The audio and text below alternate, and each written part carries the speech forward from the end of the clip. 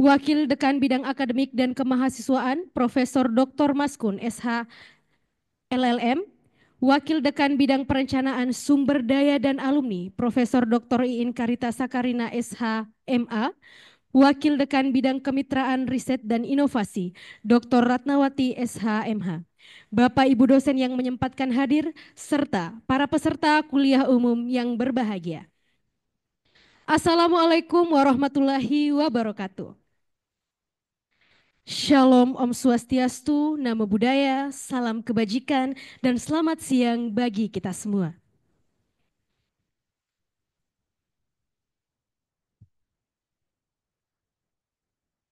Puji syukur kita panjatkan kehadirat Tuhan Yang Maha Esa yang telah memberikan karunia-Nya sehingga kita dapat melaksanakan kegiatan kuliah umum pada siang hari ini dengan tema Peran BNN dalam Sistem Peradilan Pidana di Indonesia. Mohon izin kami informasikan pula bahwasanya acara pada siang hari ini merupakan rangkaian dari kegiatan Disnatalis Fakultas Hukum Unhas yang ke-73.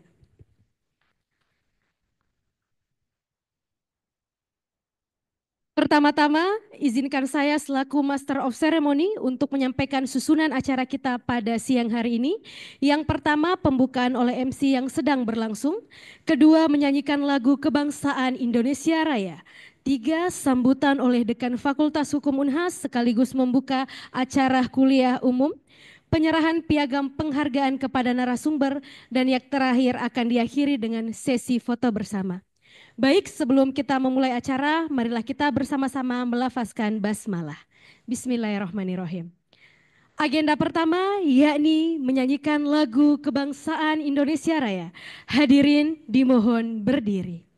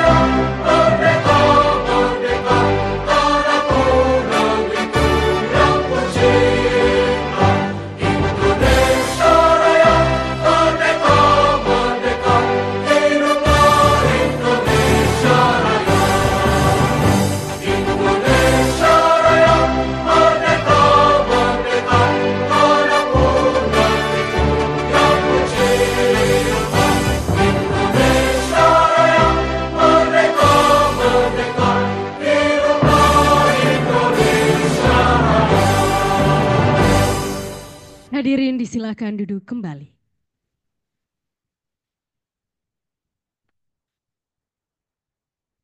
Acara selanjutnya yakni sambutan dari Dekan Fakultas Hukum Universitas Hasanuddin sekaligus membuka acara kuliah umum kita pada siang hari ini.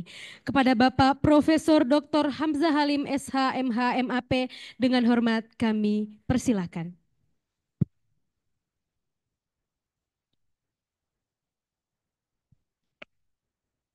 Bismillahirrahmanirrahim.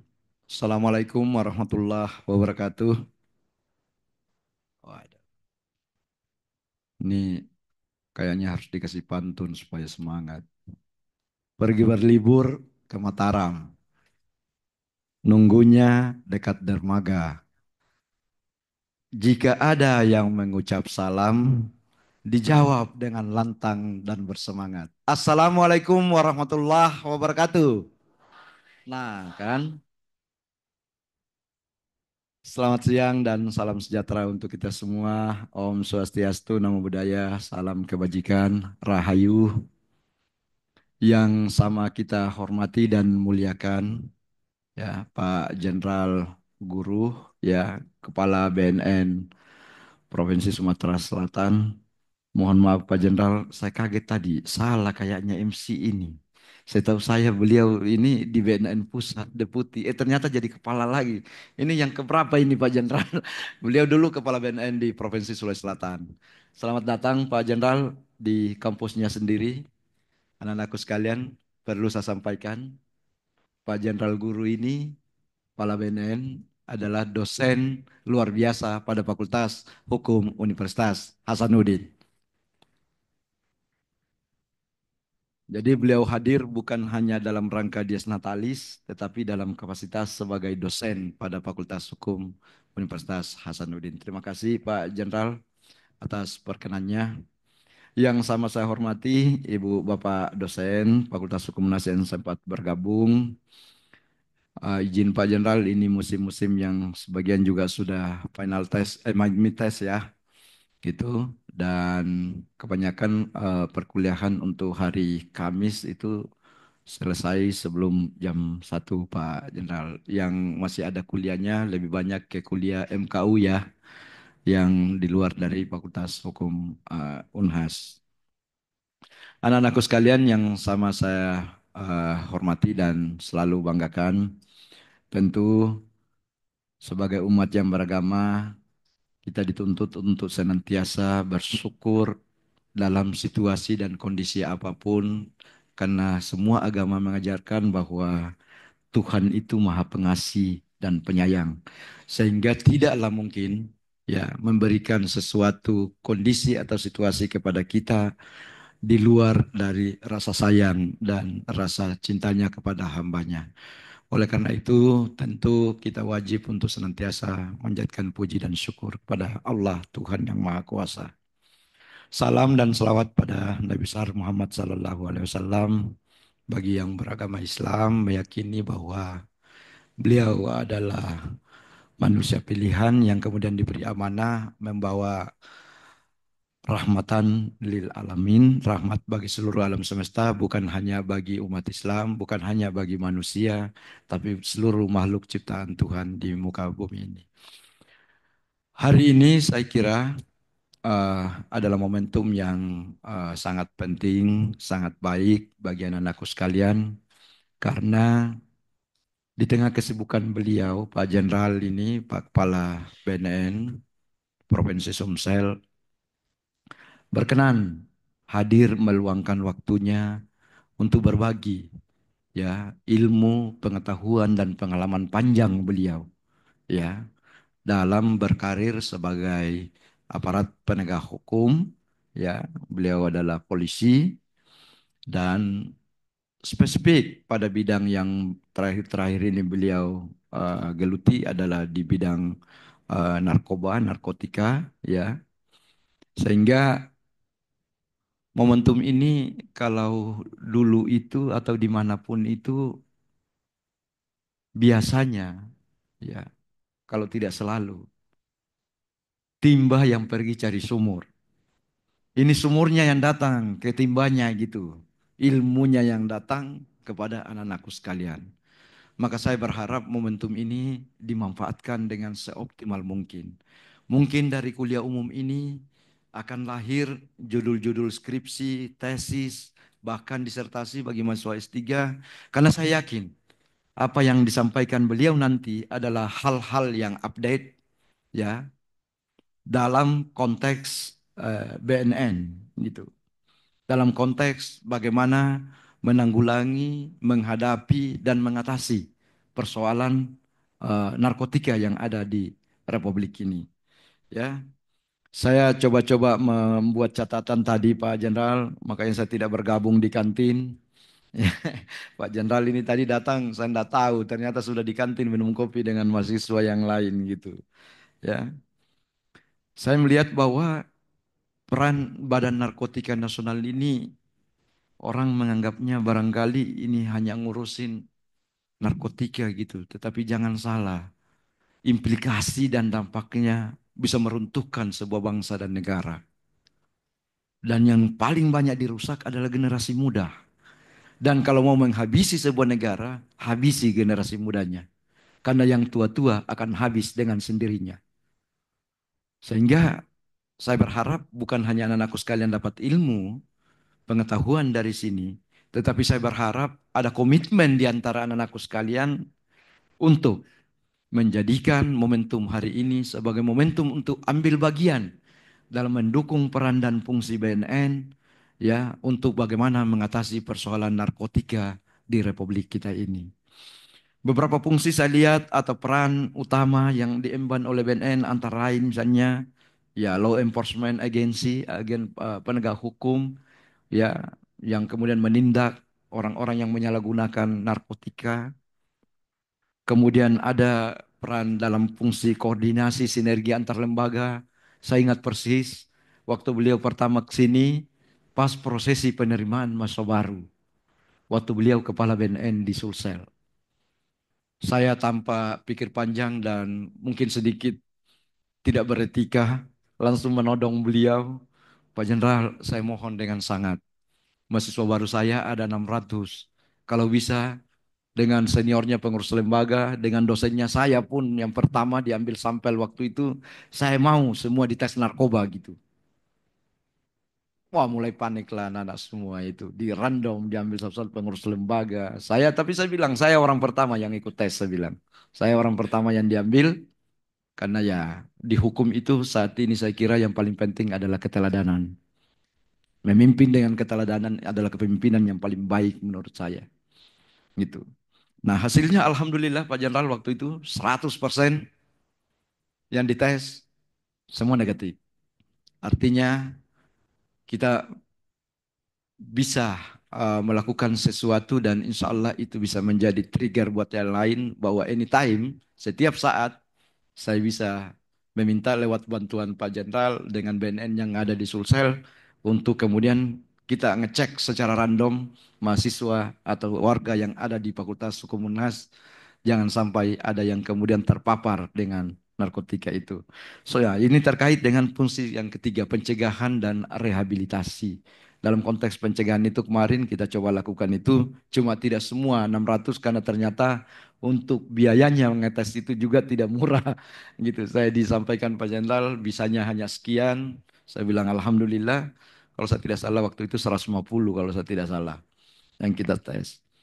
Fungsi intelijen dan pengembangan informasi, saya berharap teman-teman bisa menjadi bagian dari ya ya pasukan cadangan intelijennya BNN lah. Kalau melihat temannya ada yang bermasalah seperti itu, bukan kita mau mencederai teman, tapi kita mau dia cepat dikembalikan ke jalan yang benar, sehingga barangkali bisa bisik-bisik ke saya, nanti saya sampaikan secara pelan-pelan.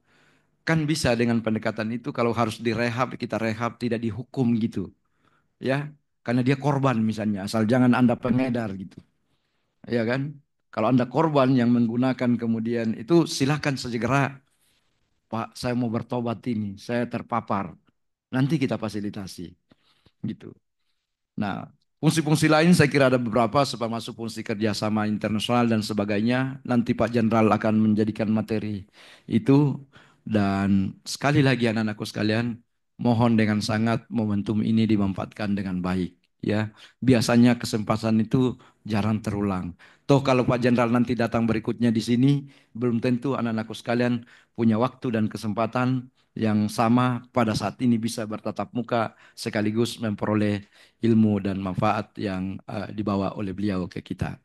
Saya kira itu Pak Jenderal atas nama keluarga besar Fakultas Hukum Unhas, saya mewakili semuanya, Sivitas Akademika, menyampaikan terima kasih dan penghargaan yang setinggi-tingginya atas waktu dan kesempatan, ilmu pengetahuan, pengalaman yang akan dibagi kepada kami.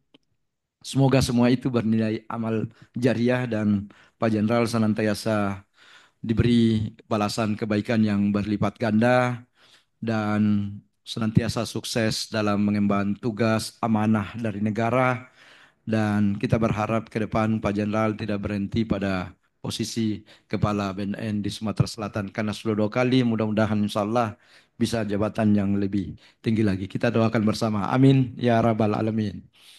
Saya kira itu dan oleh MC saya diminta untuk membuka kuliah umum kita pada hari ini.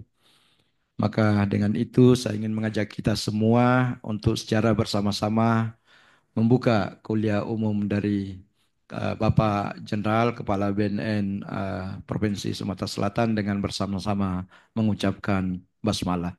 Bismillahirrahmanirrahim. Semoga bernilai ibadah. Saya akhiri lebih dan kurangnya mohon dimaafkan. Wabillahi taufiq wal hidayah. Wassalamualaikum warahmatullahi wabarakatuh. Selamat siang dan salam sejahtera untuk kita semua. Baik, terima kasih banyak Prof atas sambutannya. Bisa kita berikan aplaus sekali lagi. Baik, selanjutnya kita memasuki agenda inti, yakni kuliah umum dengan tema peran Badan Narkotika Nasional dalam sistem peradilan pidana di Indonesia. Sesi diskusi kita kali ini akan dipandu oleh moderator kita, yakni Bapak Muhammad Jailani Prasetya SHMH yang merupakan dosen Departemen Hukum Pidana Fakultas Hukum Universitas Hasanuddin. Kepada Bapak moderator kami persilahkan. Boleh diberikan aplaus dulu teman-teman. Ya, selamat siang semua. Eh, izin Pak, saya juga mau pantun ini sebenarnya cuma tersesat ternyata kok Google kok. Jadi saya cari dulu sedikit. Bunga mawar mekar di taman, harum sumerbak, baunya mewangi. Selamat siang kuucapkan, semoga hari ini penuh rezeki untuk kita semua. Ya, selanjutnya di samping saya adalah Bapak Dr. Andes Guru Ahmad F, Magister Hukum, merupakan Brigadir Jenderal Polisi dan sekarang eh, menjadi Kepala BNN di Sumatera Selatan. Sebelumnya banyak eh, perjalanan yang dilalui oleh Bapak Jenderal, izin saya sebutnya demikian. Ada yang pertama di Polda Sumbangsel, ada di Polda Kalsel, Polda NTB, dan kemudian menjadi Kepala BNNP Provinsi Sulbar, setelah itu di Sulsel, dan terakhir di Sumatera Selatan. Namun ada yang menarik dari CV yang saya lihat dari Bapak Jenderal. Bapak Jenderal sudah punya pengalaman di Davao. Davao itu Filipina. Kemudian setelah dari Davao ada di Beijing dan Shanghai di 2017. Kemudian pernah menjadi pengamanan di Pilpres di Riyadh, Jeddah, Mekah, dan Madinah pada 2018.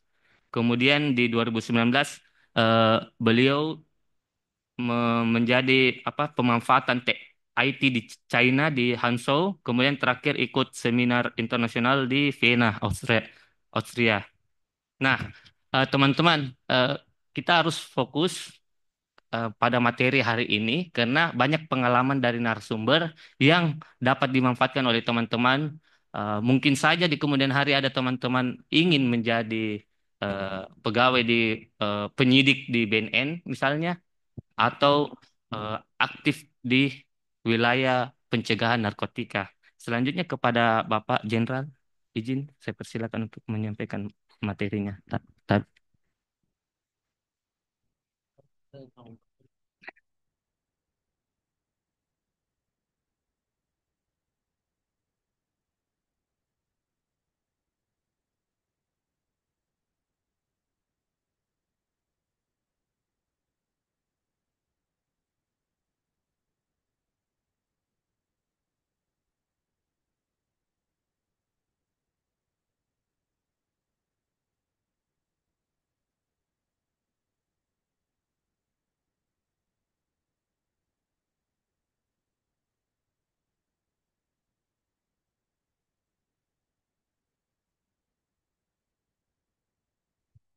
Bismillahirrahmanirrahim. Assalamualaikum warahmatullahi wabarakatuh. Selamat siang, salam sejahtera untuk kita semua. Salam Namo Buddhaya, Om Swastiastu, Namo Buddhaya, salam kebajikan, Rahayu, Rahayu, Rahayu. Salam sehat tanpa narkoba.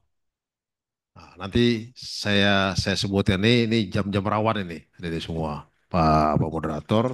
Jadi kalau saya bilang salam sehat tanpa narkoba, saya minta semuanya ngepal ke kanan, kita kita teriak bersama-sama.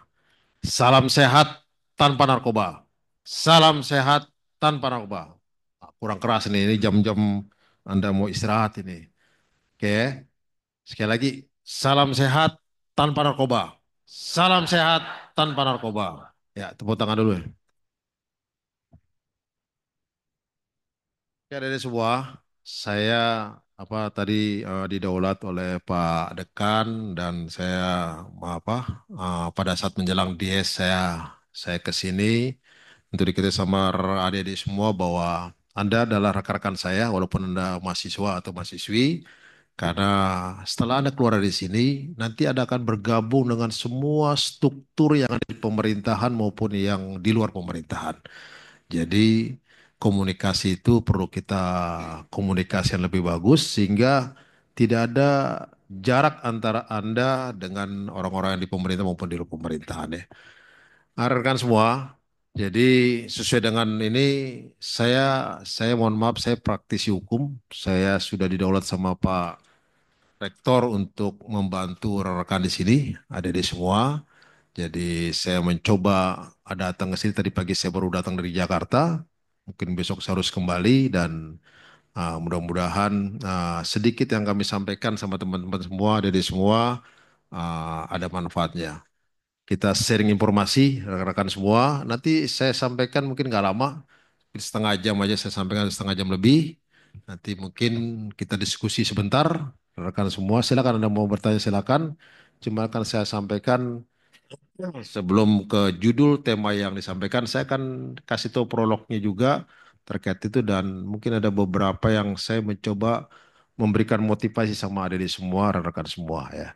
Jadi saya berharap kita kita sedikit tapi kita bisa lakukan dengan baik. Saya di beberapa tempat rapat saya bilang rapat tidak boleh dari 1 jam. Nah, kalau lebih dari 1 jam udah nggak pas lagi. Nah, teman-teman semua ada di semua. Jadi kita sama-sama, ini rekan-rekan dari S1, ada S2 juga di sini ada ya. Saya lihat tadi kata ada program magister ada juga. Oke, makasih. Terus jadi kita sharing informasi ya. Pak Pak Komandan, Pak Moderator, saya izin. Jadi rekan semua, ini judul yang saya inikan ya. Tapi nanti saya sebelum ke judul nanti kita ada beberapa hal yang mau saya sampaikan ya. Oke, lanjut. Tadi saya sudah diperkenalkan, tapi sebelum saya perkenalkan, saya sedikit juga kasih pantun. Ya, mari bernyanyi lagu jenaka, hibur diri penghilang duka. Mari berantas penyalahgunaan narkotika, hindarkan diri dari duka petaka. Benang sutra hendak dipintal, sutra sengkang corak laba. Bersama BNN, mari lindungi bangsa dengan jauhi narkoba. Oke, rekan semua, lanjut.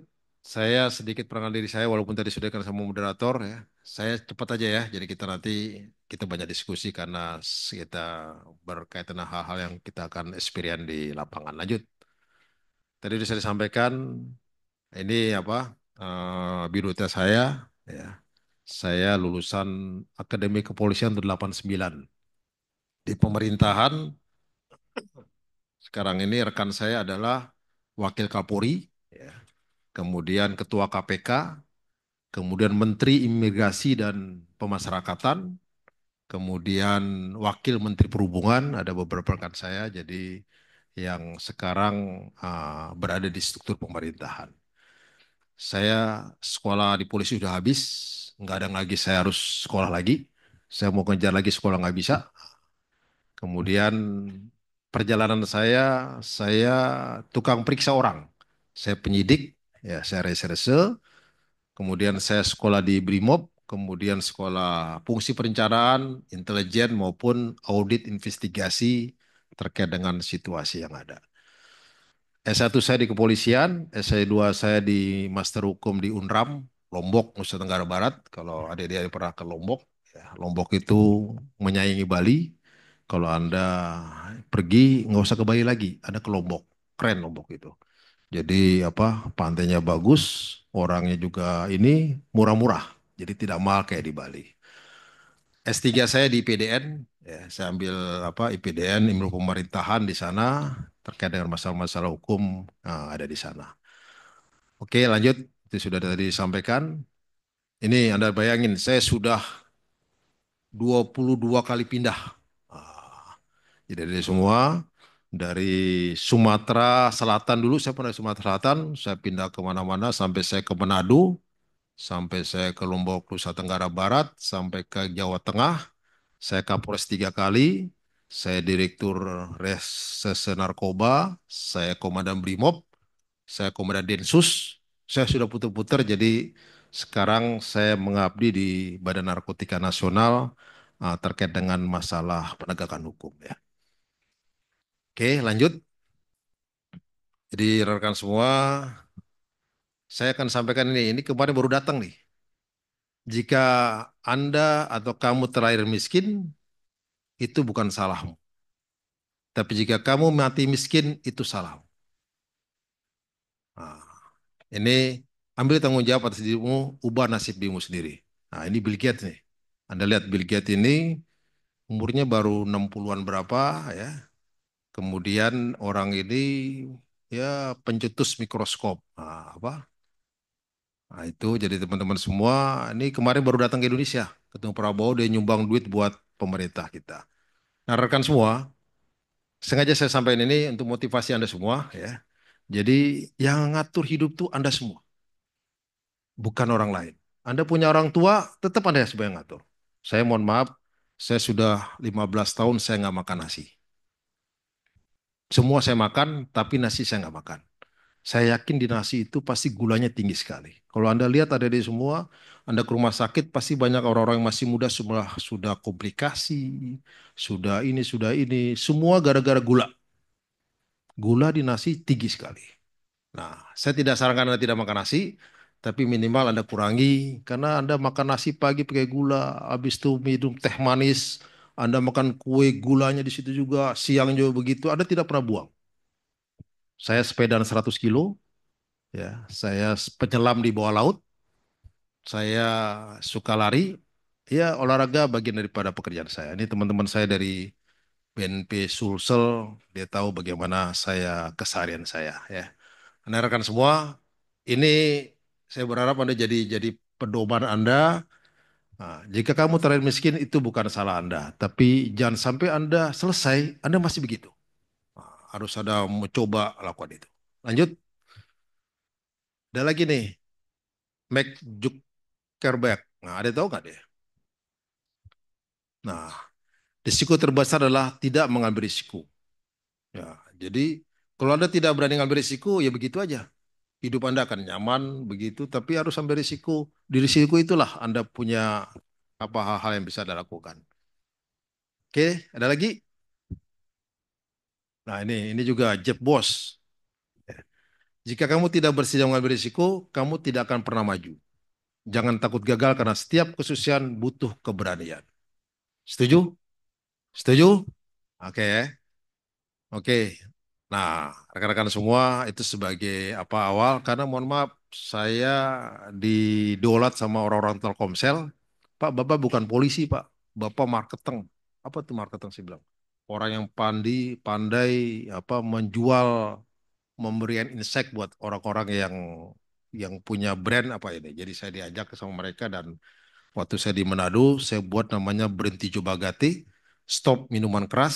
Saya buat di mana-mana dan Telkomsel mendapat branding untung, tapi saya buat polanya untuk seperti itu ya.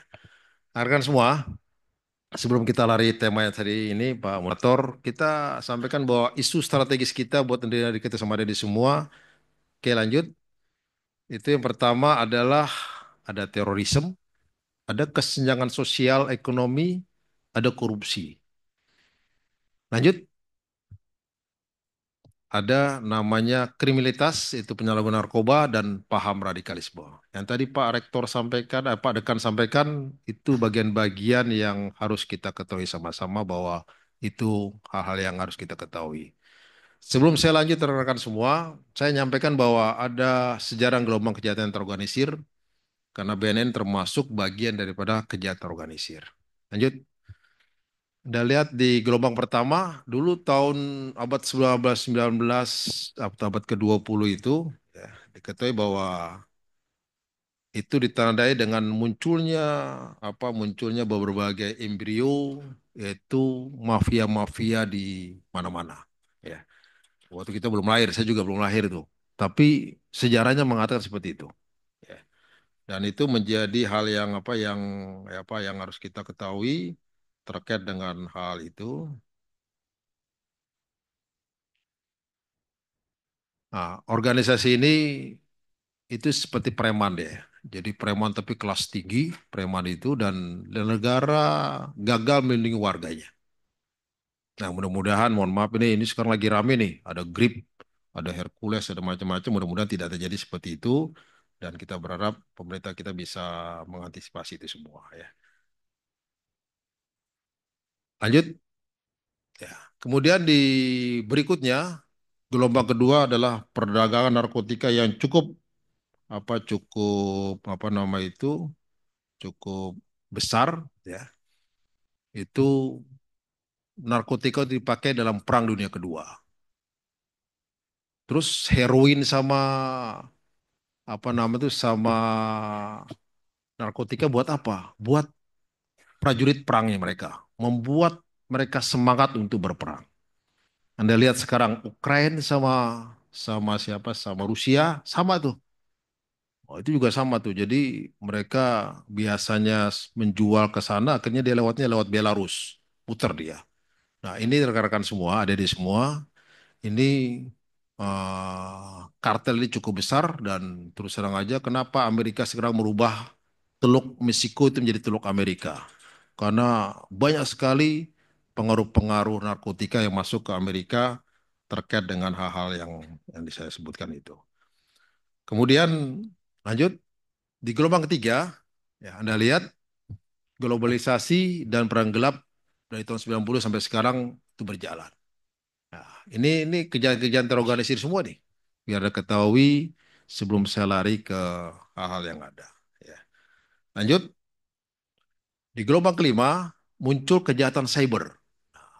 Anda lihat, di cyber itu sekarang ini banyak orang dikit-dikit tarik masalah medsos, dikit-dikit masalah ngomong dikit aja salah jadi masalah. Nah, jadi teman-teman semua dimanfaatkan oleh orang-orang yang terkait masalah ini. Jadi perkembangan internet menciptakan medan baru untuk kejahatan termasuk pencurian identitas, ransom, dan pasar gelap di beberapa tempat.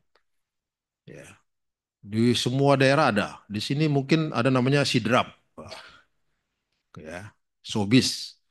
Kalau di Sumatera Selatan itu adanya tipsan tipsin, namanya daerah Tulung Selapan. Saya bilang apa tipsan tipsin? Tipu sana tipu sini. Wah, keren kan namanya tipsan tipsin. Jadi teman-teman semua ini mereka pakai ini semua ya. Jadi daerah pakai arah seperti ini. Lanjut. Kemudian rekan semua, di gelombang 5 muncul tsunami kejahatan. Ini jadi berbagai macam sebuah kejahatan akan muncul semua. Ya. Dan diprediksi jadi dasar dan kompleks. Sehingga dinamika global dunia ini jatuh mana-mana. Oke lanjut, saya cepat aja lanjut. Lanjut. Nah nih, perdagangan manusia yang meluas. Ya. Ada informasi katanya banyak orang Indonesia yang dijual di mana di Kamboja, diambil diambil dalamnya atau ini saya belum tahu. Tapi yang jelas banyak eksploitasi-eksploitasi dan kayak masalah itu. Lanjut. Kemudian juga muncul kejahatan cyber di ruang hibrida, ruang hampa, ruang yang tidak terlihat. Ya. Lanjut. Muncul lagi rekan-rekan semua jaringan kriminal flex cyber. Jadi semua pakai teknologi semua dan semua pakai hal itu. Rekan-rekan semua ada di semua, Anda tidak buta ini, tapi Anda tahu, oh itu kondisi. Oh. Seperti kita main judol, judi, wah, toto kita lagi asik main itu, wah bayar ini, bayar ini, bayar ini. Kita tidak tahu, toto kita terperangkap dengan permainan itu, ya. Kita bayar-bayar akhirnya ini. Ya, jadi banyak sekali modus-modus yang mereka lakukan. Lanjut. Ya. Nah, terus hub dan super hub kriminal. Oh, jadi jaringan ini rupanya bukan di Indonesia aja, dia bisa sampai ke Rusia, bisa ke mana. Ada lihat namanya Maxim. Maxim itu transportasi yang kita pakai hari-hari. Saya tanya dari mana? Di mana operatornya? Rusia rupanya. Wah, Anda bayangin, Pak, adanya di Rusia semua, Pak. Teknologinya dari Rusia dibawa ke sini. Anda bayangin, dia bisa lakukan super murah di sini atau lebih daripada tempat lain. Nah, jadi teman-teman semua, Anda lihat di Jakarta sekarang ada namanya taksi Vietnam, warnanya hijau atau ini. Bukan orang Indonesia lagi tuh, jadi taksi dari Vietnam, saingannya Bluebird di daerah Jakarta ya. Jadi hub dan super hub kriminal akan lakukan terjadi hal yang tidak yang pasti akan terjadi. Lanjut, rekan-rekan semua. Oleh sebab itu kejahatan-kejahatan organisasi ini itu ada tiga hal penting. Pertama dia terstruktur, kemudian dia motifnya keuntungan pasti. Yang berikutnya adalah dia terencana. Jadi kelompoknya terstruktur, melibatkan kelompok atau jaringan terstruktur, kemudian motifnya dan terencana. Ya. Oke, lanjut. Nah, rekan semua, kejahatan-kejahatan ini tentunya menjadi kejahatan yang pasti akan mendominasi kita-kita ke depan. Nah, oleh sebab itu, hal-hal ini harus harus mulai kita pastikan Anda termasuk generasi Alpha dan Alpha Z yang ada sekarang atau sebelumnya atau generasi Z. Jadi teman-teman semua harus kita analisa semua terkait masalah ini. Lanjut. Lanjut, saya langsung masuk ke sistem peradilan pidana rekan semua. Jadi kalau pengertian mungkin mungkin karena saya praktisi, jadi kita nanti banyak diskusi ya. Teori-teori sudah diberikan oleh Pak Moderator, banyak teori terkait masalah ini. Tapi yang jelas sistem peradilan pidana adalah ya kaitan dengan kriminalisasi sistem dari beberapa penegak hukum yang mengatur sistem itu. Lanjut. Mudah-mudahan mungkin Anda sudah tahu model dari crime control model, kemudian dual proses model, family model sampai sistem peradilan yang terpadu. Lanjut. Nah, saya kira komponen sudah Anda tahu mungkin Polri bagaimana, Kejaksaan bagaimana. Ini sistem peradilan tidak terlepas dari mereka semua. Mau tidak mau, suka tidak suka, tidak terlepas. Nanti mungkin dalam kesempatan berikutnya, mohon maaf karena saya berkecimpung di kepolisian lama, jadi ada bisa, Pak, kenapa kok di polisi itu lama banget sih Pak prosesnya? Kenapa kalau orang laporan tuh tidak langsung ditindaklanjuti misalnya? Nah, jadi teman-teman semua experience pengalaman-pengalaman itu bisa menjadi bagian yang saya bisa sampai sama Anda untuk Anda ketahui untuk di setelahnya nanti. Lanjut. Nah, teman-teman semua, peran BNN di peradilan ini, sistem peradilan ini itu terus terang aja sangat penting dia. Karena BNN ini dia leg spesialis, sama seperti KPK, sama seperti BNPT atau terorisme, sama seperti yang lainnya. Karena dimungkinkan harus dibentuk badan ini untuk kepentingan semuanya. Band ini dia kegiatannya kompleks sekali, ada pencegahan, ada pemberdayaan masyarakat, ada rehabilitasi, ada pemberantasan. Jadi orang yang belum terkena harus kita cegah. Karena dalam dinamika modern ini harus pencegahan diutamakan.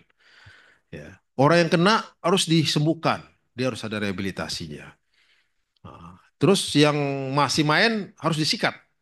Nah, kalau perlu TPPU-nya dimainkan karena TPPU ini bagian daripada memiskinkan para bandar-bandar narkoba atau jadi narkoba itu. Ya. Lanjut, rekan semua, kalau kita lihat larinya kemana peradilan yang di BNN ini? BNN punya penyidik. Penyidik itu di Undang Nomor 35 tahun 2009 itu menjadi penyidik yang bukan di bawah Polri. tapi dia penyidik sendiri yang bisa memproses orang ini sampai ke proses hukum. Ya. Kemudian di BNN ini juga ada penyelidik yang mencari informasi intelijennya sehingga informasi itu bisa kita buktikan dirangkai menjadi kegiatan penyidikan. Kemudian kadang-kadang pengadilan, wah Pak, ini orang ini benar nggak nih kondisi begini? Dia perlu saksi ahli. Saksi ahli bagian daripada sistem peradilan pidana yang kita proses ini mau tidak mau harus kita ini kan. Nah saat ini teman-teman semua, rekan semua, Presiden kita ini membuat Asta Cita. Asta Cita bagian daripada programnya Presiden kita sekarang ini. Ya. Di misi dari 8 misi, ya, itu di misi ketujuh itu ada namanya bagaimana kita apa nama itu menindak atau perang dengan narkotika. Di 17 prioritasnya Presiden, di prioritas ke-6 itu juga ada seperti itu. Jadi mau tidak mau sekarang pemerintah daerah dia suka atau tidak suka dia harus membantu bagaimana masyarakat ini menjadi lebih lebih apa lebih lebih apa lebih baik daripada yang sudah ada. Nah, ini jadi bagian-bagian yang mau tidak mau suka atau tidak suka kita harus memahami ancaman ini dan ancaman ini menjadi ancaman terbesar rekan-rekan semua di masyarakat kita semua. Ya. Lanjut. Nah, teman-teman semua, BNN punya strategi terkait masalah ini ya. Jadi strategi yang pertama BNN adalah dia penguatan kolaborasi. Tidak ada semua lembaga di sini yang tidak perlu kolaborasi. Tidak ada lembaga semua yang tidak perlu sinergi. Tidak ada. Semuanya perlu sinergi dan kolaborasi. Tidak ada lagi ego sektoral. Wah, gue paling hebat, nggak bisa lagi. Jadi semua organisasi dia wajib bersinergi, wajib berkolaborasi, saling membantu, menguntungkan dan bermanfaat buat mereka.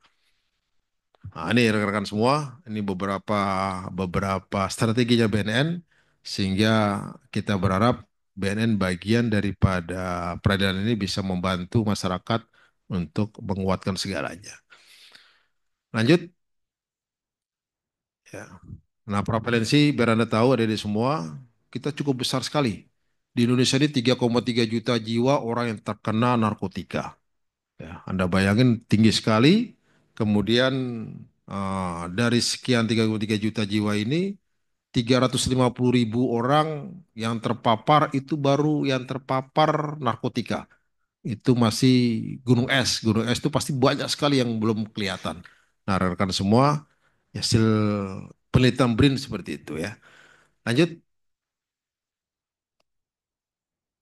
Nah, kenapa ini bisa menjadi hal seperti itu, rekan semua? Pertama, karena demografi Indonesia yang cukup besar. 270 juta jiwa, besar sekali. Anda bayangin, Singapura yang sekian juta jiwa aja begitu, apalagi Indonesia yang bolongnya banyak sekali. Anda lihat laut kita dari mana-mana, pantai kita kemana-mana, dan semuanya bisa terjadi ya. Kemudian kondisi pasar. Wah, harganya di Indonesia gede sekali nih. Orang dikasih ini, dicoba-coba, lu coba dulu deh. Kalau lu coba enak, nanti gue beliin. Gue kasih nih, harganya murah nih. Orang lama-lama sudah ketergantungan, harganya maksimal. Di Cina, harganya cuma 20.000 per gram. Di Iran, 50.000 per gram. Indonesia 1 juta lebih. Bayangin. Gimana pasarnya nggak lari ke Indonesia? Nah, dari semua ini sekedar gambaran bahwa Indonesia senang dengan tantangan dan Indonesia senang dengan kondisi-kondisi seperti itu ya. Lanjut. Nah, ada bayang tuh, itu beberapa laut kita yang semua bisa masuk. Ya. Saya pernah ke Aceh, saya pernah coba menyusuri Aceh sambil saya nyelam. Ada di Aceh itu di Pulau W itu ada namanya gunung berapi di bawah laut. Wah, saya bilang keren tuh, saya bilang, saya mau nyelam di sana deh. Saya nyelam di Aceh, nyelam di gunung berapi di bawah laut dan airnya hangat. Bayangin aja laut yang begitu dingin di atas gunung api itu hangat karena belerangnya banyak sekali. Nah, di situ salah satu tempat narkotika muncul dari pesisir itu. Di luar itu adalah Medan, di luar itu Palembang, Riau, sama Kepulauan Riau. Jadi termasuk di atas itu ada Kalimantan Timur dan Kalimantan Utara juga jadi bagian daripada apa masuknya narkoba di tempat kita. Lanjut. Penanganan jalur narkoba, penyalur narkoba itu dari ini ada beberapa provinsi. Sulawesi Selatan bukan jalur penyelundupan narkoba, tapi Sulawesi Selatan bagian dari orang yang masuk ke sini. Saya waktu jadi kepala BNN di sini, saya nangkap beberapa orang, barangnya dari Sumatera Utara. Saya tangkap barangnya dari Palembang. Saya tangkap barangnya dari Riau. Anda bayangin, lari ke sini semua. Nah, pertanyaannya, Pak, apakah masuk ke wilayah kita nggak diperiksa di bandara? Ini lewat tinggi semua nih. Jadi teman-teman semua ada di semua, yang ketat itu dari luar. Dari dalam nggak ketat. Jadi coba Anda sekali-sekali, mohon maaf, kalau Anda bawa barang apapun lewat bandara, pasti yang kelihatan pasti benda tajam. Anda bawa coklat banyak misalnya, atau bawa barang-barang yang ini, pasti nggak kelihatan. Tapi kalau Anda bawa besi atau bawa gunting, pasti kelihatan. Nah, teman-teman semua, lemahnya bandara kita seperti itu ya. Lanjut. Nah, rekan-rekan semua, sekarang informasi aja bahwa narkotika itu ada yang tanaman, ada yang non tanaman. Nah, ya, di narkotika itu ada namanya prekursor. Prekursor itu bahan-bahan kimia yang diracik membuat pil ekstasi. Yang diracik membuat apa nama itu membuat tembakau gorila. Yang diracik membuat barang-barang semua. Nah, di Indonesia ini terus terang aja yang diatur oleh Kementerian Kesehatan sedikit sekali. Masih ada 167 NPS ya. Itu new psikoaktif substansi itu NPS atau narkotika sintetis yang tidak yang belum terekam di Kementerian Kesehatan. Jadi tidak bisa bertindak apa-apa karena posisi seperti itu. Nah, rekan-rekan semua, ini jadi hal-hal yang untuk kita ketahui. Lanjut.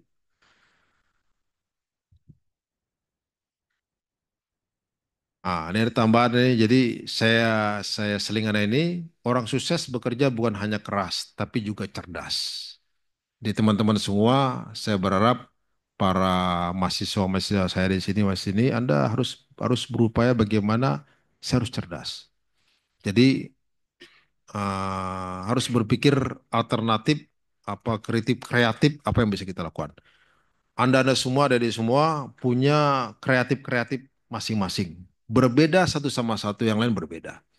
Tapi dengan posisi kreatif Anda itu, kalau Anda sinkronkan sama rekan Anda, pasti akan, wah, gue mau belajar sama orang itu tuh, keren orang itu tuh, pasti akan berhasil ya. Ini Elon Musk, ini yang punya Tesla, yang punya mobil listrik, ya, dan dia orang terkaya di dunia saat ini dan yang anak muda yang sukses, yang koni seperti itu. Lanjut. Ada lagi namanya Warren Buffett ini, jika kamu tidak menemukan cara menghasilkan uang saat tidur, kamu akan bekerja sampai mati. Jadi kalau sekarang Anda posisi belajar gini, Anda pada saat Anda tidur, wah, gimana gue caranya bisa bisa bisa dapat bisa ngerti itu ya. Nah, jadi renungkan, mohon maaf sama Anda pada saat Anda sedang nyantai, sedang healing, sedang di warung kopi atau sedang ini, apa yang gue mau pikirin nih? Anda jangan berpikir di situ terus waktunya ada sia-sia. Sia-sia akan merugikan Anda sendiri. Saya terus terang aja, saya di sini saya sudah berpikir ntar tanggal 15 saya mau ngapain nih, 16 mau ngapain, 7 mau ngapain. Harus ada punya tujuan yang harus kita lakukan. Ya. Lanjut, narkoba itu dihindari bukan dicari apalagi didekati. Lanjut, nah, rekan-rekan semua, ini beberapa slide saya. Saya ingin kita diskusi ramai-ramai rekan-rekan semua, sehingga tadi saya bilang sekilas kita tidak usah ini, tapi yang jelas saya berharap rekan-rekan semua ada hal-hal yang bisa kita komunikasikan. Ini saya lomba sepeda di tengah-tengah Anda lihat Malino. Saya coba dari Goa itu jam 6 pagi. Rupanya saya kira di Malino itu Pak moderator itu apa nama itu turunan. Rupanya sampai jam 12 siang saya. 5 jam, 6 jam saya berangkat dari perbatasan Goa sama Citraland sama apa sama kota Makassar. 6 jam saya sampai di Malino. Keren juga tuh. Jadi apa bersepeda untuk cari sehat. Lanjut. Nah, ini saya menyelam nih. Nah, saya berharap teman-teman semua apa nama itu Anda bisa berolahraga karena investasi yang bagus adalah Anda sehat. Saya pengen sehat karena kalau kita sehat, pikiran kita pasti positif. Apapun masih bisa kita kerjakan. Kalau Anda sakit, orang bilang kasihan teman kita itu sakit. Kasihan dia di tempat tidur aja itu. Nggak bisa apa-apa. Apa yang dilakukan nggak bisa. Tapi kalau Anda sehat, wah keren tuh. Anda mau ngapain aja bisa keren ya. Ini saya bersepeda, saya di Karangpuang, saya apa? Saya menyelam di Karangpuang Sulawesi Barat dan enak dan mengasihkan. Lanjut.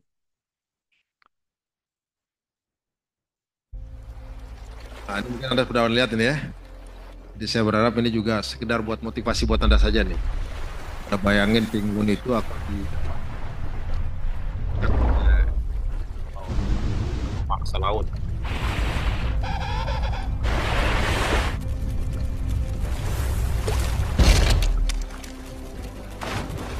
Ini kompak, ini keren.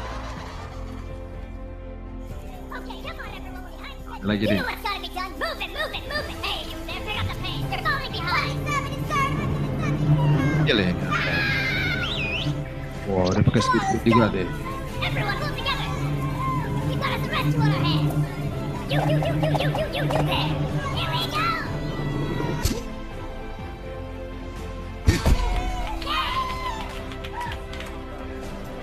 Ada lagi deh.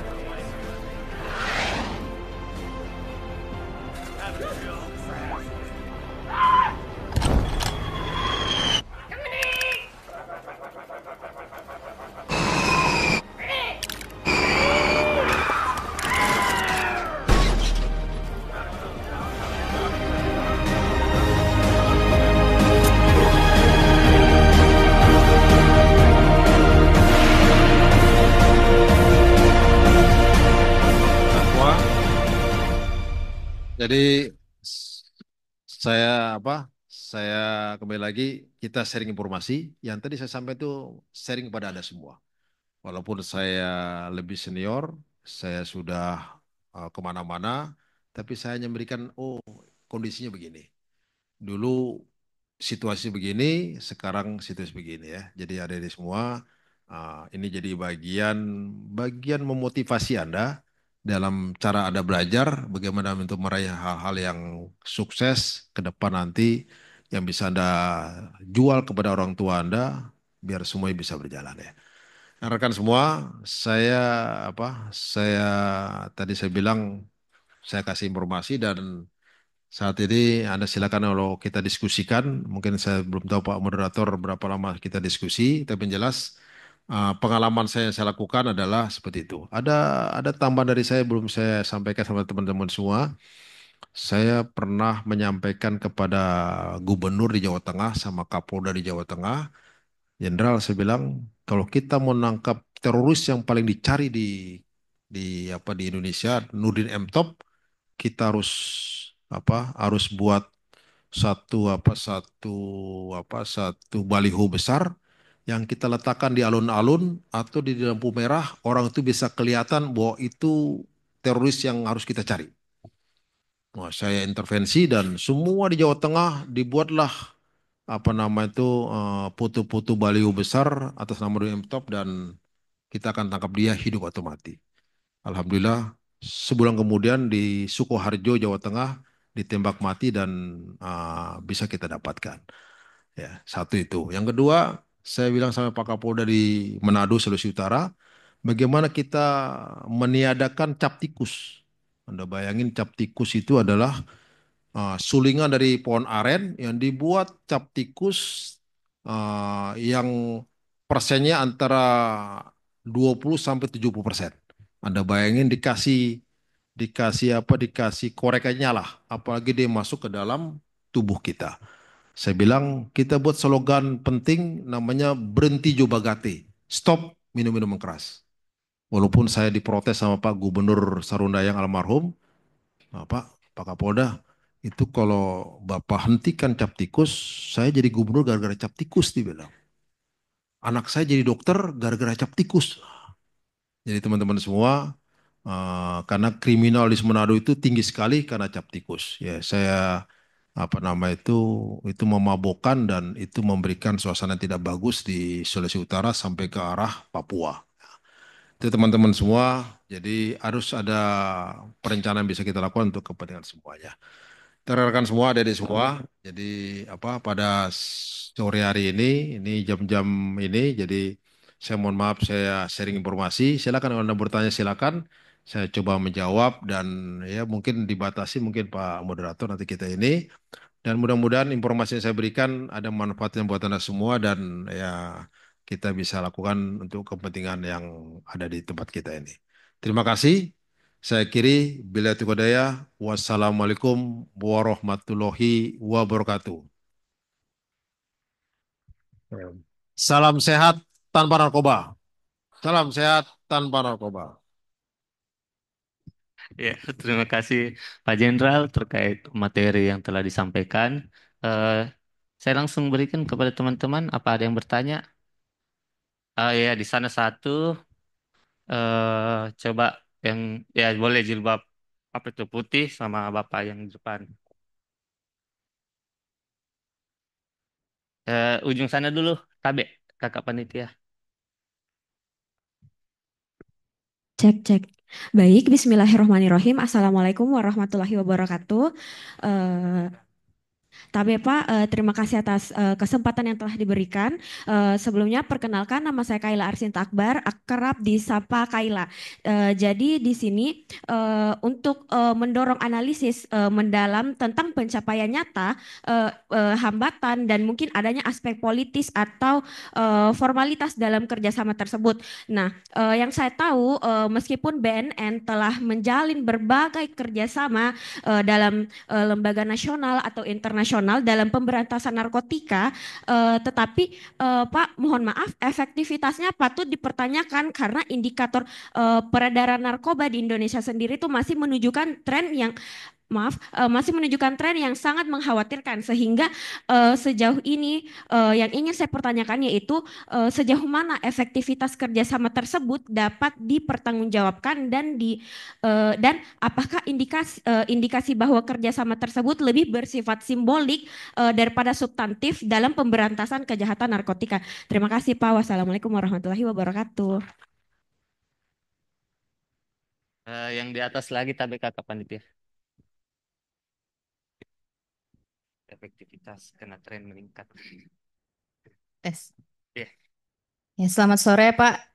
Perkenalkan saya Fauzia Reski dari Ilmu Hukum Angkatan 22 kelas Peradilan Acara Pidana D. Baik, pertanyaan saya mungkin lebih ke realitanya yang terjadi yang pernah saya alami. Mungkin Bapak bisa tolong jelaskan bagaimana sih rehabilitas terhadap anak yang jadi kurir narkotika karena kebetulan sedikit cerita saya pernah berhadapan dengan orang yang pernah saya kenal di sekitar lingkungan kampus.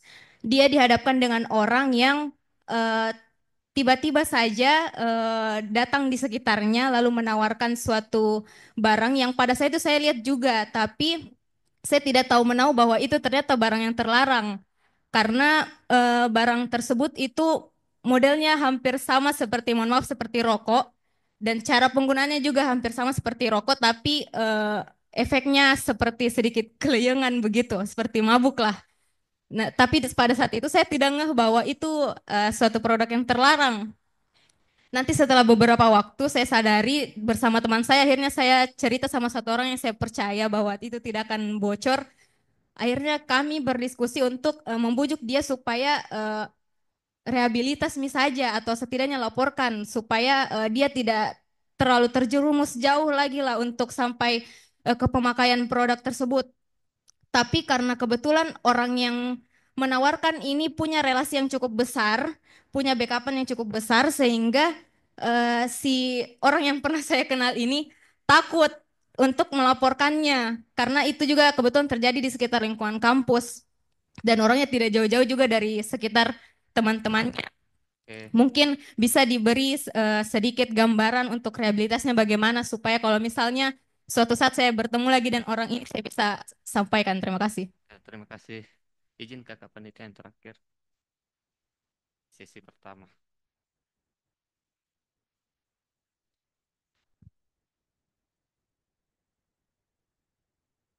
Ya, ini.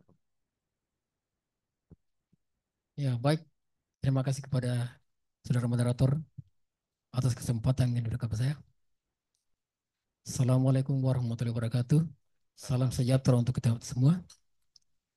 Yang terhormat Bapak Brigjen Pol Dr. Andus Guru Ahmad Fadianto, Master Hukum. Ya, benar sekali tadi Pak. Pemaparan Bapak tentang peran dan fungsi BNN dalam sistem peradilan di negara kita. Mohon izin bertanya, Pak Jenderal. Ya, mungkin saya cuma mewakili ya kondisi generasi muda sekarang. Ya, utamanya Namanya. ya baik nama saya Muhammad Firman, alumni hukum angkatan 93. Begini apa? Saya cuma mewakili kegelisahan dari generasi muda kita ini yang di era digital itu mereka cuma menjadi korban sebenarnya dari produk-produk yang datang dari luar itu. Apakah bentuk kejahatan seperti narkoba, cybercrime dan sejenisnya. Jadi sebenarnya kita harus mengembangkan fungsi dan peranan BNN ini supaya dia bisa masuk dalam lembaga pendidikan. Misalnya dari sejak awal, misalnya dari SD atau TK harus ada pengenalan tentang bahaya narkoba itu. Karena yang terjadi adalah kesempatan ini kebanyakan dimanfaatkan oleh oknum-oknum tidak bertanggung jawab. Misalnya memasukkan narkoba ke dalam gula-gula atau apa seperti apa. Ini anak tidak tahu. Kemudian yang jadi pertanyaan saya adalah sejauh mana upaya-upaya dari pihak BNN ini dalam mengantisipasi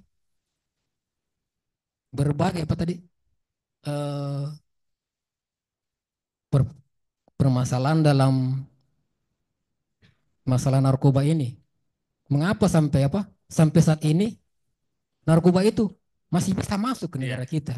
Siap. Harusnya misalnya ada kebijakan seperti yang tadi itu, tapi pun ada kebijakan tapi selalu ada saja. Ini punya sebagai apa? Iya, jadi pertanyaan itu. Terima kasih. Wassalamualaikum warahmatullahi wabarakatuh.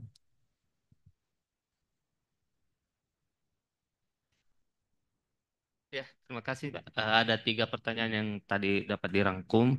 Ada pertanyaan, ada 2 pertanyaan yang saling berkorelasi kepada narasumber. Tapi saya persilakan Pak Jenderal. Oke, sebelum saya jawab, kita tepuk tangan dulu lah yang nanya nih. Karena dengan Jadi adik-adik semua, saya senang you punya pertanyaan ini. Kalau bisa ya Anda punya kritis terkait masalah-masalah ini sehingga kita bisa sharing-sharing informasi nanti yang tidak tahu bisa kita informasikan. Yang pertama dari Kayla tadi, mana Kayla tadi? Baik, Oke, Pak. Ya. makasih ya. Tadi Kayla tadi nyampaikan kita udah kerja sama nih. Kok kayaknya nggak efektif? Kenapa nggak efektif? Karena apa nama itu trennya masih meningkat, kondisi masih begini. Terus terang aja adik-adik semua, yang dilakukan BNN ini memang kita kerjasama dengan semua DEA, yaitu Drug Enforcement Agency di seluruh dunia. Semua negara dunia merasa resah dengan narkotika. Jadi bukan Indonesia aja nih, semua negara dunia meresah. Anda bayangin sekarang kalau Anda, mohon maaf, Anda diberi kesempatan beasiswa atau datang ke Amerika, itu banjir semua kokain di sana. Wah, itu banjir semua. Barang-barang haram masuk ke sana semua. Anda kalau lihat di Thailand, sekarang sudah dilegalisasikan masalah ganja. Ganja, Anda coba ke Thailand, kalau ada, kan dari sini murah nih. Ada pesawat kalau nggak salah, Ki. Ada pesawat murah ke Thailand, dijual tuh di biasa nih. Ini apa nama itu jus jus ganja atau apa gitu ya. Nah, yang saat ini pemerintah sekarang mulai melarang karena wah ini bahaya nih, anak-anak muda kita bahaya nih ya. Nah, terus ada beberapa tempat yang mohon maaf rekan-rekan semua negaranya merasa terancam dengan narkotika ini. Nah, rekan semua, forum-forum yang dilakukan oleh BNN di luar itu adalah kita sharing informasi semua. Kalau nangani perkara perkara misalnya di di Jepang, disikat di Jepang nih. Wah, jadi caranya semuanya di Jepang itu begini sistemnya. Kemudian kalau di Filipina, kenapa Filipina dekat Indonesia barang itu tidak lari ke Filipina? Di Filipina rupanya harganya direndahkan. Wah, jadi ngapain gue bawa ke Filipina kalau kayak gini? Indonesia lebih mahal. Nah, jadi rekan-rekan semua seperti itu. Jadi semua negara merasa resah dengan narkotika ini. Jadi efektivitas tetap efektif karena kita sharing informasi dengan mereka semua dan memang lokasi Indonesia terus terang aja dengan kondisi yang tadi saya sampaikan demografinya banyak ya. Anak-anak muda kita ini menerima tantangan masalah narkotika. Lu nggak pakai ini nggak keren lu. Nah, saya mudah-mudahan di sini, mohon maaf teman-teman semua dari semua jangan ada yang coba-coba itu karena kalau Anda sudah nyoba itu kalau sudah ketergantungan itu susah disembuhkan. Yakin sama saya. Karena yang dihantam adalah otak. Ini yang saya bawa ini ada namanya ini dari Kementerian Kesehatan nih masuk ke BNN nih. Bu apa? Bu siapa saya lupa deh. Bu Diana. Bu. Nah, dia dia hampir hari-hari clean narkotika itu didatang ke BNNP di Sulsel di Tanjung itu disembuhkan dengan lewat cara-cara bertahap, bertahap Bu, ya. Di asesmen, lo gimana keluarganya, di mana temu lingkungan Anda di mana, itu di asesmen. Itu bisa 5, 6 kali, 10 kali asesmen itu lakukan itu. Ini ada teman saya juga Pak Aksan. Pak Aksan juga, nah ini orang rehab juga ini. Dia mengasesmen orang-orang yang sudah kena korban narkotika di semua disembuhkan di situ ya. Memang mohon maaf di Indonesia ini ada lembaga BNN yang gratis itu di Badoka di sini, ada di Lido Bogor dan tempat lain. Cuma ada yang terjangkit banyak. Jadi memang kesulitan untuk kita sembuhkan. Kembali lagi, wilayah kita luas, geografi kita luas, dan itu kita tutup semua. Makanya sekarang kebijakan kepala BNN kita tutup daerah perairan semua. Terus terang aja banyak sekali lewat perairan semua dan nggak bisa dijangkau. Jumlahnya terbatas, perairan kita luas sekali dan sangat luas sekali. Barang yang masuk ke Sulsel selain dari wilayah dari penerbangan itu dari Kalimantan Timur lewat kapal yang masuk ke Parepare. Ada yang turun di Parepare, ada yang turun di Polman, ada yang turun di Majene, ada yang turun di Mamuju. Anda bayangin. Sampai ke Pasangkayu. Mohon maaf, saya tahu persis daerah itu karena saya pernah di sana. Jadi rekan-rekan semua luas sekali wilayah kita. Nah, jadi ini memang tantangan sendiri buat negara kita bagaimana ini harus kita ini. Makanya saya terima kasih Pak Presiden kita membuat asta kita sekarang semuanya harus perang lawan narkotika. Nah ini salah satu komitmen Presiden. Kalau Presiden tidak komitmen semuanya nggak akan jalan. Oleh sebab itu ini jadi bagian yang sangat penting ya. Kemudian dari Fauzia tadi terkait masalah realitanya Pak ini ada orang yang kena ini bisa nggak dia direhab? Bagaimana caranya direhab? Orang ini bagaimana? Jadi teman-teman semua, di Undang-Undang nomor 35 tahun 2009 itu ada 20 pasal yang mengatur masalah rehabilitasi. Laporkan ke BNN itu gratis. Disembuhkan sama BNN gratis. BNN punya lembaga puskesmas rawat jalan yang bisa membantu mereka. Digratiskan ya. Jadi nggak ada masalah. Pokoknya jangan ke yayasan atau swasta. Kalau di BNN gratis. Nah, laporkan ke sana. Siapapun backingnya kita sikat. Jadi yang datang nggak soal BNN terus serang aja kita sikat. Mau dia mau polisi, mau dia mau tentara, mau dia ASN kita sikat. Kita tidak ada apa. Dulu saya di sini mohon maaf. Nah, Anda ada dari Bone ada nggak dari sini Bone? Siapa angkatan dari Bone? Kenal nggak namanya Koko John? Koko John itu orang Chinese, ya mungkin ya kemarin rame di koran itu.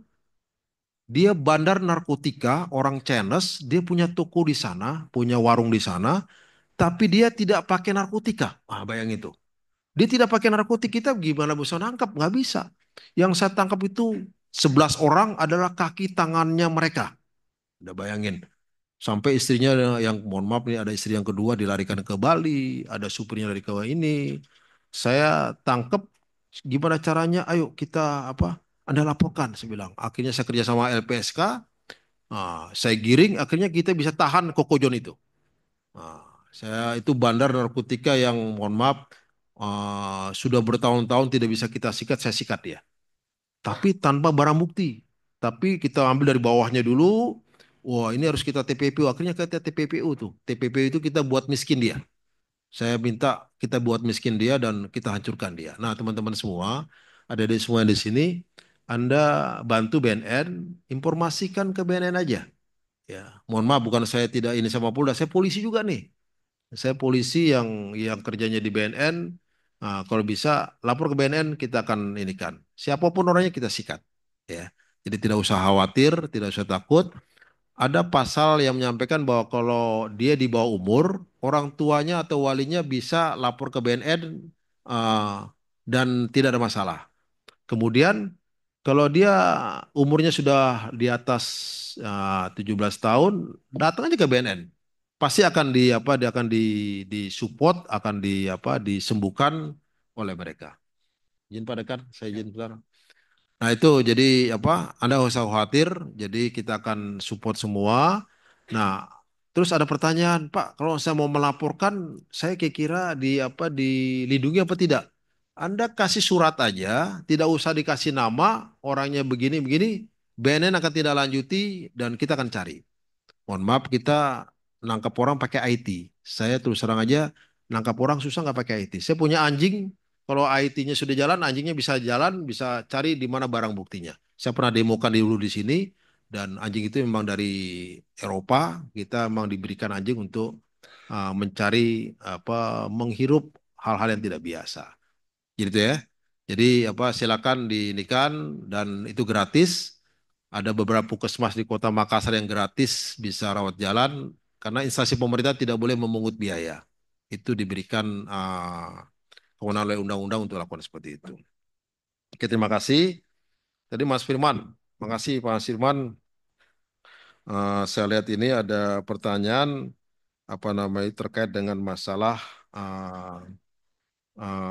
terkait dengan program-program BNN yang dilakukan. BNN ini mohon maaf teman-teman semua, itu kenapa dia muncul? Karena Polri tidak tidak bisa menyesuaikan situasi yang begitu besar. Makanya ada khusus terkait masalah BNN, KPK, kemudian terorisme. Jadi ada undang-undang khusus terkait masalah ini. Nah, program yang ada yang tadi Bapak sampaikan, Mas Firman tadi sampaikan, itu kita sudah laksanakan. Nah, dilaksanakan di sekolah, di SMP, di SMA ada program soft skill, ada program RTS, ada program IBM, intervensi berbasis masyarakat, ada agen pemulihan. Cuman, mohon maaf, sekarang baru kita sentuh ke rekan-rekan mahasiswa karena memang SMP SMA yang lorangnya sedang labil itu yang kita sentuh duluan. Nah, sekarang kita sedang ke mahasiswa. Intinya kita lakukan lewat pencegahan rehabilitasi termasuk yang tadi kami sampaikan, saya sampaikan bahwa berantas adalah kekuatan kita untuk kita hancurkan bandar-bandar itu lewat TPPU. Terus kita sikat orang yang muncul lagi. Memang mohon maaf kembali lagi menggiurkan sekali. Kemarin mohon maaf saya di Palembang, saya menangkap selebritas, ya selebgram bukan selebritas, dia TikToker, dia membawa 15 kilo sabu-sabu premium dari Malaysia. Harganya 1 kilo, ya 1 kilo itu harganya 1 M. Bayangin itu. Jadi dia 1 gram 1 juta. 15 kilo 15 M. Dia bisa menghancurkan 150 ribu sampai 300 ya ribu orang kalau dia pakai itu. Nah, karena dia punya mobil mewah 6, saya sita semua dan saya mau buat miskin dia. Saya bilang emang gue pikirin yang kayak yang ini dia, ya biar kita bisa miskin lah. Anak muda umur 28 tahun bayangin itu. Selebgram, dia TikToker juga kalau ada lihat tuh kita ini kan ya.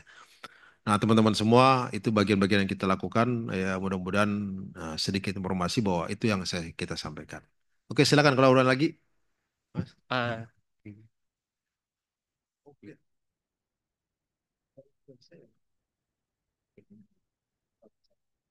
Oke, silakan buat bagi teman-teman yang masih mau bertanya, kita berikan dua kesempatan ya, kesempatan. Eh, oke, Satu dari sana, satu dari ujung. Boleh yang ya boleh yang paling semangat baju coklat. Ya.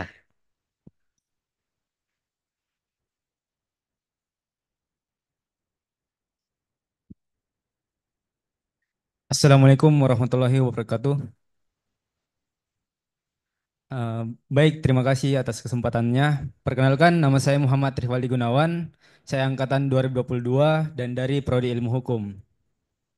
Nah, seperti yang kita ketahui bahwa sistem penegakan hukum di Indonesia ini, khususnya hukum pidana, lebih cenderung fokus pada pemidanaan represif daripada eh, pendekatan rehabilitatif.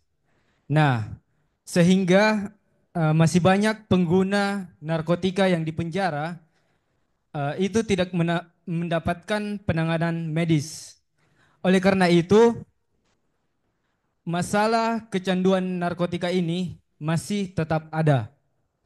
Nah, di sini yang menjadi pertanyaan saya adalah bagaimana peran preventif BNN dalam menurunkan angka residivisme narkotika. Terima kasih. Ya, terakhir yang baju gelap sang laki-laki.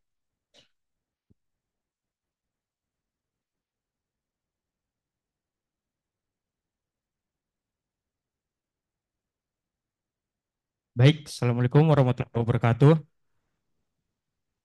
Perkenalkan, nama saya Babu Reski dari Angkatan 2024 Prodi Ilmu Hukum Internasional. Baik Bapak, izin sentral, saya ingin bertanya tentang masalah yang ada di Timika Papua. Soal tentang minuman keras dan narkotika.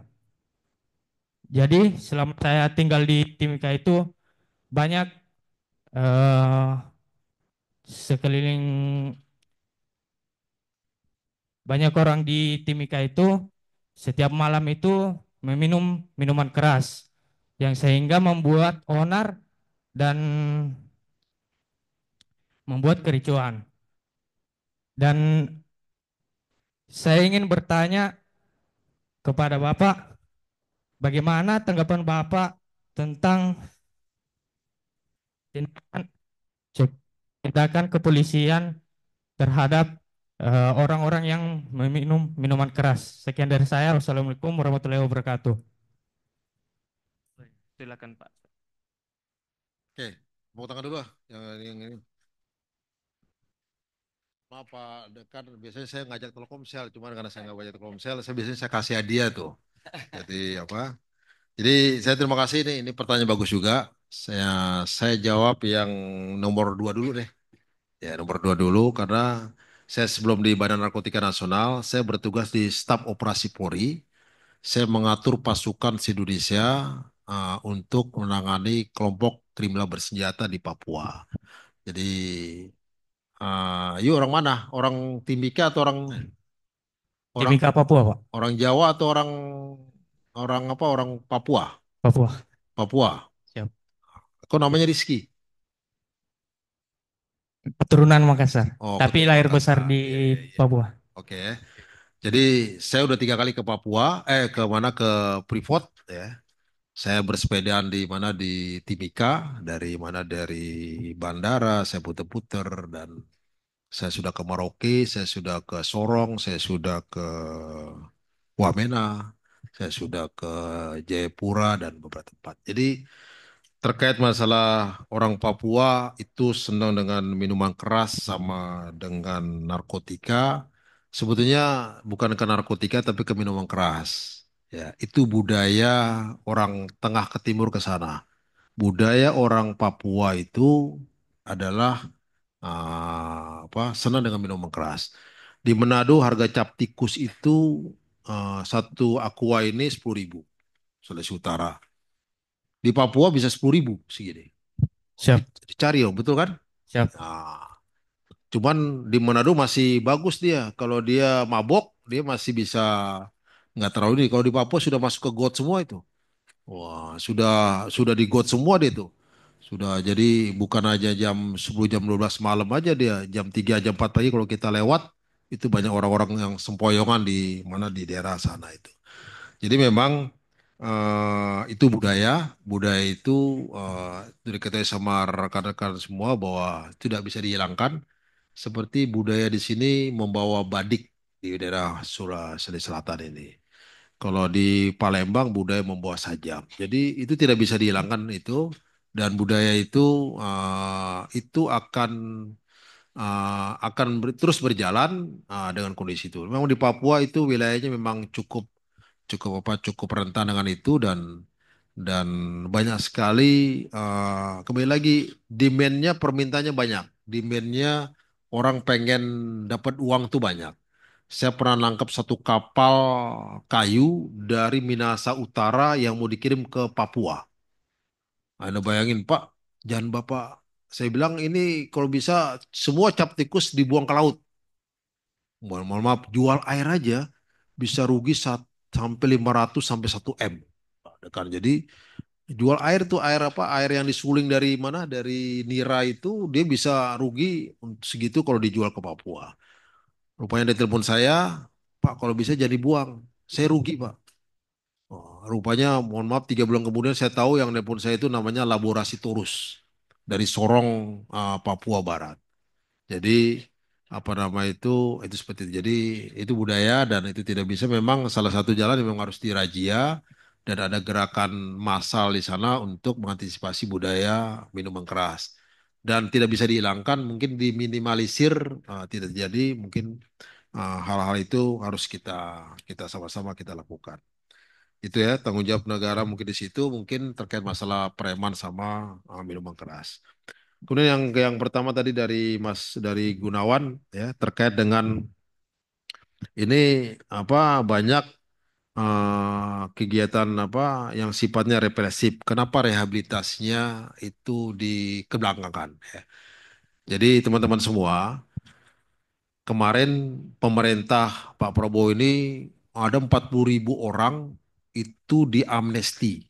Amnesti itu diampunkan karena dia yang mungkin orang narkoba cuma dimakainya sedikit, tapi toto di dalam sel. Makanya nggak sampai 1 gram, ada sema itu surat edaran Mahkamah Agung yang lebih, yang di bawah 1 gram, coba direhab aja. Yang terjadi apa? Mohon maaf, di Sulawesi Barat itu, di Sulawesi Barat itu karena jaksanya tidak punya uang untuk atau tidak punya budget untuk mengirim orang tuh ke Badoka sini. Jadi udah kita main sikat aja lah. Jadi main proses hukum. Dalam situasi modern sekarang dinamika ini, sekarang mohon maaf teman-teman semua, yang harus kita terbang adalah pencegahan sama rehabilitasi. Jadi yang tadi saya bilang 40.000 itu diampunkan dari ampunan itu dari penjara karena terus terangnya orang-orang ini banyak yang sedikit pakainya tapi diproses pidana. Akhirnya penjatuhan oleh hakim seperti itu. Nah, jadi sekarang sudah mulai dilakukan kegiatan itu dan rehabilitasi sekarang mulai dikedepankan untuk mencegah overcrowdednya lapas karena tingginya orang yang pengguna narkoba di lapas itu. Nah, bagaimana dengan kondisi BNN dalam kondisi pencegahan ini? Ada 3 yang dilakukan oleh BNN. Pertama, memindahkan bandar-bandar narkoba ke lapas Nusa Kambangan. Saya pernah jadi Kapolres Cilacap, itu Polres Cilacap adalah Cilacap itu Polres nomor 1 di Jawa Tengah. Cilacap itu ada dulu zaman saya ada 7 lapas. Sekarang tambah lagi jadi 12 lapas. Ada 2 lapas yang super maksimum, yang temboknya itu 4 digit, dia tidak bisa ini. Nah, sekarang semua dikirim ke sana dan Menteri Imigrasi sama masyarakat mengirim semua semua bandar narkoba yang harus dikirim ke lapas biar tidak mengendalikan di lapas itu. Yang kedua adalah kita minta hukuman mati yang belum dilakukan kepada para narapidana dicepatkan. Nah, ini sekarang mohon maaf tidak berjalan karena mungkin entah ada aturan apa, tapi yang jelas itu kita minta untuk dilakukan karena di Cina itu terus terang aja saya coba di Cina karena saya pernah ke Cina, saya kasih tip sama taksi, dia nggak mau.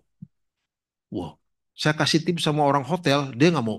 Oh, jadi rupanya di Cina itu regulasi politik willnya pemerintahnya keras sekali sehingga dia takut sekali dengan ini kondisi itu. Itu ya, jadi dikirim ke lapas, hukuman mati. Satu lagi adalah bandar narkoba dibuat TPPU, dimiskinkan biar apa? Biar tindakan preventif bisa kita jalankan. Itu mungkin jawaban saya. Oke, terima kasih. Ya, terima kasih banyak. Mari kita aplaus dulu semua. Nah, kesimpulan yang saya catat sebagai moderator, tadi kan teman-teman sudah lihat ada tuh jalurnya narkotika masuk di Indonesia. Eh, Saran dari narasumber adalah tutup jalurnya. Paskah adanya Astacita dari Prabowo ini, ada angin segar atas upaya perang narkotika. Kemudian kedua, regulasi yang ketat harus diadakan. Ketiga, BNN mengupayakan terus untuk menyediakan balai rehab. Keempat, eh, teman-teman diharapkan membantu BNN untuk memberikan informasi kalau ada teman-temannya yang dalam kecanduan. Ada pasal 55 dalam Undang Narkotika, teman-teman bisa melihat pasal itu bersama-sama dengan pecandu tersebut pergi ke BNN. Terakhir, miskinkan bandar menggunakan tindak pidana pencucian uang dan masukkan di Nusa Kambangan. Kasus saya yang terakhir, klien saya juga memang masuk di Nusa Kambangan dan sampai sekarang dia sangat frustasi. Bagus sekali strategi itu. Saya akhiri seminar hari ini. Terima kasih atas kehadiran narasumber dan para peserta. Wabillahi taufiq wal hidayah. Wassalamualaikum warahmatullahi wabarakatuh. Saya kembalikan ke MC. Baik, terima kasih Bapak Muhammad Jalani Prasetyo yang sudah memandu sesi diskusi kita pada siang hari ini. Hadirin sekalian, demikianlah pemaparan kuliah umum yang dibawakan oleh narasumber kita Bapak Brigadir Jenderal Polisi Dr. Andes Guru Ahmad Fadianto MH. Terima kasih Bapak sekali lagi atas pemaparan materi yang luar biasa dan tentunya kita semua mendapatkan banyak insight dan ilmu yang luar biasa. Sekali lagi kami ucapkan terima kasih dan mari kita berikan aplaus untuk Bapak narasumber. Selanjutnya penyerahan piagam penghargaan kepada narasumber. Kami mengundang Bapak Dekan Fakultas Hukum Unhas bersama Bapak Brigadir Jenderal Polisi Dr. Andes Guru Ahmad Fadianto MH untuk mengambil tempat di depan.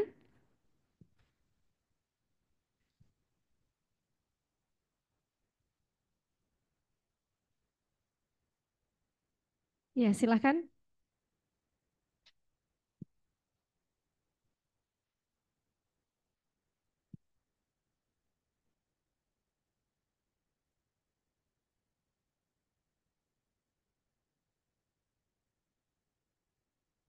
Ya, mari kita berikan aplaus sekali lagi dan tentunya ucapan terima kasih yang luar biasa kepada Bapak Brigjen Pol yang sudah menyempatkan waktunya siang hari ini untuk sharing kepada kita semua. Mohon izin Bapak Dekan dan Bapak Jenderal untuk bisa berbalik badan. Kita foto bersama dengan para peserta kuliah umum. Dimohon kepada peserta untuk bisa merapat ke tengah atau menyesuaikan. Bisa berdiri di tempatnya. Boleh? Ada. Ya, silakan berdiri.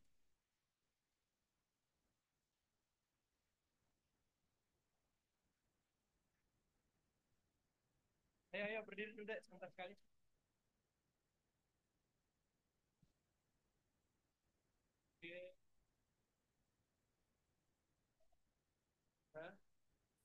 Oke, satu, dua, ditahan dulu, ditahan dulu.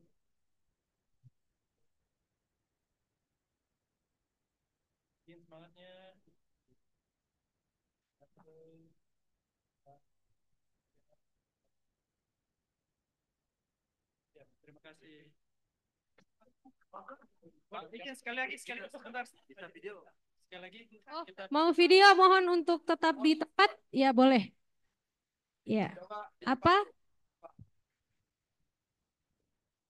Salam sehat tanpa narkoba.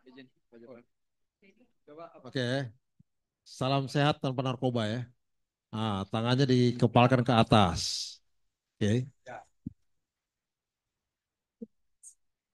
Buat hitung 1, 2, 3.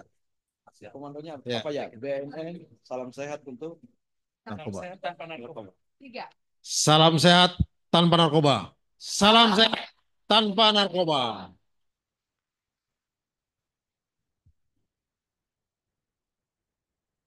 Terima kasih Bapak.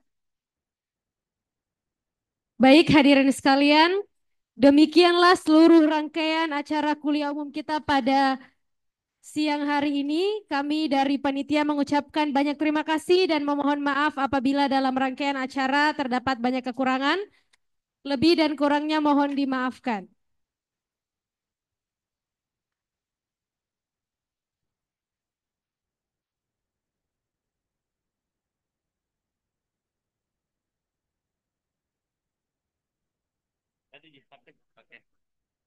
Mohon untuk absensinya bisa langsung diambil dan jangan dibawa keluar dari barlop ya.